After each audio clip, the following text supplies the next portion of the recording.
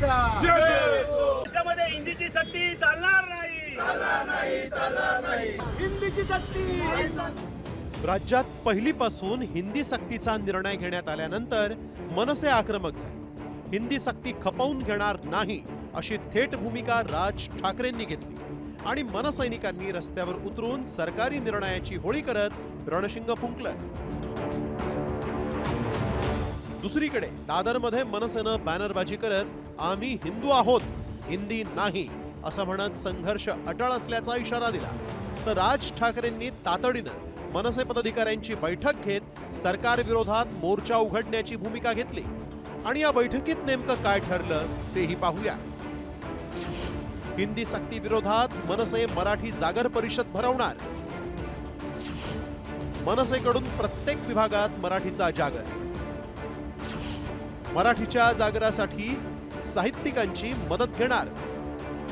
हिंदीवरून वातावरण तापलेलं असतानाच अजित पवारांनी राज ठाकरेंचं नाव न घेता त्यांना डिवचलं.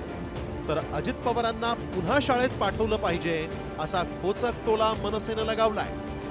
काय सध्या कुणाला उद्योग नाहीये. मराठी आपली मातृभाषा आहेच, त्याबद्दल कुणाचं दुमत नाही. प्रत्येक राज्याला आपली आपली जी काही मातृभाषा असते त्याबद्दल आपुलकी आहे, प्रेम आहे, जिव्हाळा आहे, ती टिकली पाहिजे. आणि मराठीला अभिजात भाषेचा दर्जा देशाचे पंतप्रधान नरेंद्र मोदी साहेबांनी दिला. खूप वर्ष हे प्रकरण दिल्लीमध्ये पडून होतं, परंतु कुणी करण्याचं धाडस दाखवलं नाही. ते NDA सरकारने दाखवलं, मोदी साहेबांनी दाखवलं. नवीन पिढीला महाराष्ट्रात राहायचं असेल तर त्याला मराठी आलंच पाहिजे.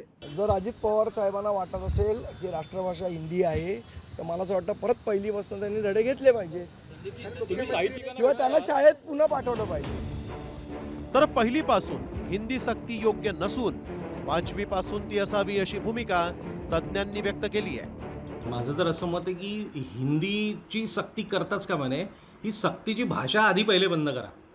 कारण भाषा ही सक्तीने वगैरे अशी काहीही शिकवून कधीही कोणाला येत नसते. आज महाराष्ट्रात अनेक लोकांना हिंदी कामापुरती जुजबी तरी येते, पण तरीसुद्धा ते कुठे जाऊन शिकलेले नाही आहेत हिंदी.